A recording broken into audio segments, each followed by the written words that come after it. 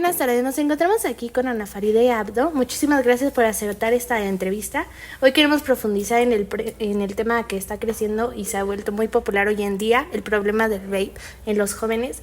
¿Nos podrías decir qué opinan sobre la popularidad que ha adquirido el vape entre estos jóvenes y por qué es tan atractivo? Creo que es algo muy preocupante. Antes que nada, muchas gracias por la entrevista.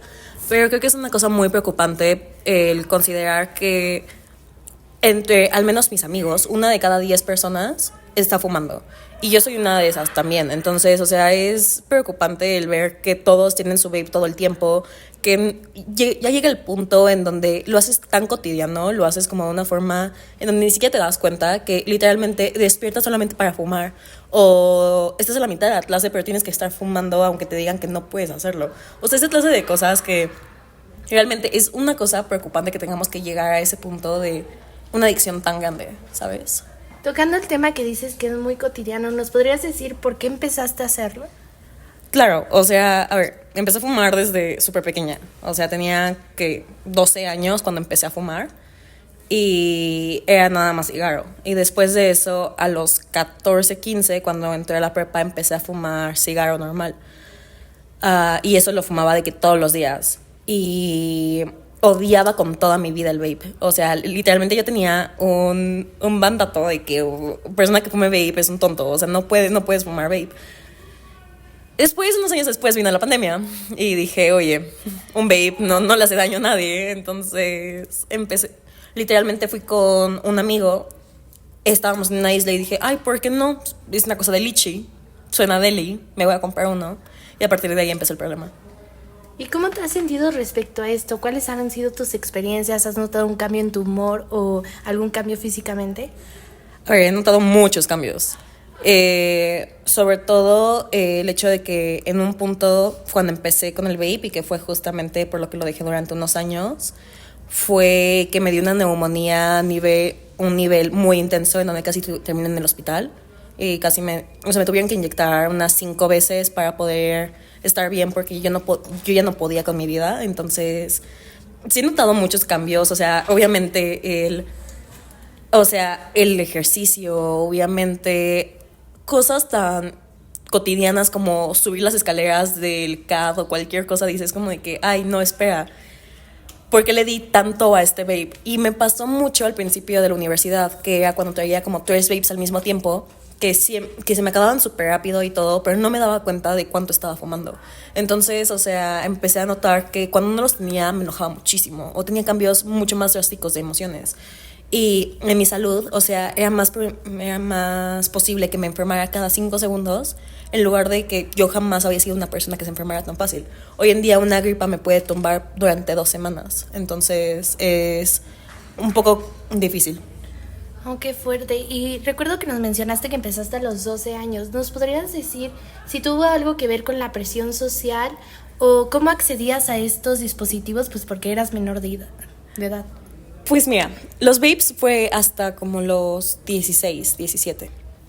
Empecé a fumar a los 12 por presión social.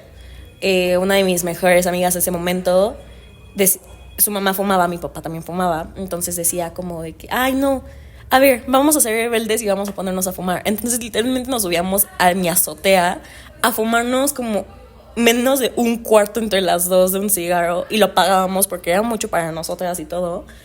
Pero, o sea, aún así ya era un poco de consumo. Entonces, o sea, empezó por presión social.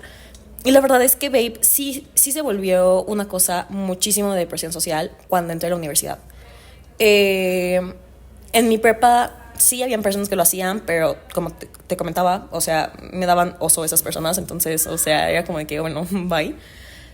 Y todo, pero cuando entré a la universidad de lleno, o sea, mesa por la que ibas, mesa por la que había una persona fumando, todas las personas estaban fumando a tu alrededor, todo. Entonces había como una necesidad de estar fumando mucho más intensa que al estar en mi casa o el estar haciendo otras cosas. Muchísimas gracias por esta entrevista. Ya para finalizar, me gustaría que me hablaras de qué consideras que es más dañino, si el vape o el cigarro, ya que has probado los dos. El vape, 100%. O sea, el vape todavía no está 100% estudiado. O sea, todavía no sabemos qué está pasando. Pero hay que entender que, o sea, el vape es líquido, o sea, ya ni siquiera es algo que estás fumando, que estás quemando en el momento, sino ya es un líquido que está pasando por tus pulmones, que todo. Entonces, una de las principales cosas que también puede pasar es que empiezas a tener hongos en los pulmones por esa clase de cosas. O sea, puedes empezar a tener muchos problemas distintos. Entonces, o sea, la verdad es que el vape es muy, muy, muy malo. O sea, es la cosa que es de las cosas más dañinas. Y lo malo es que te lo venden como, ay, te vendo una cosa que te va a arruinar los pulmones con sabor a algodón de azúcar, o con sabor a lichi, con sabor a fresa. Entonces, o sea, tú dices, ay, X, no me está pasando nada. Pero la cosa es que un hit de un vape, o sea, es casi equivalente como a fumarte 2 cigarros. O sea, y no te das cuenta porque lo haces tan cotidiano que de repente, o sea, yo he perdido la cuenta de cuántas veces fumo al día. O sea, simplemente en un periodo de menos de una hora puedo darle más de 20 veces a un mismo vape. Entonces, el vape. Sí, no, de acuerdo, se vuelve toda una adicción, pero eres consciente de los daños que te hace y aún así sigues haciéndolo. ¿Nos podrías decir el por qué? Es la verdad una conducta autodestructiva. O sea, la verdad estoy muy consciente que es una conducta autodestructiva porque sé exactamente todos los daños que hace y no es algo que me gustaría continuar y es algo que estoy intentando parar. Pero de cualquier forma, o sea, sabe bien y dices, oye, pues, o sea, si de algo me voy a morir, pues ya me voy a morir de una, no pasa nada. Entonces, o sea, sí, de que la verdad es que digo como X, no pasa nada si fumo un poquito, si fumo todo, aunque a largo plazo sí pasa. O sea, me quedan 3 años para llegar a los 25. A partir de los 25 en adelante es mucho menos probable que tu cuerpo vaya a rejuvenecer, vaya a poder sanar todo lo que hiciste.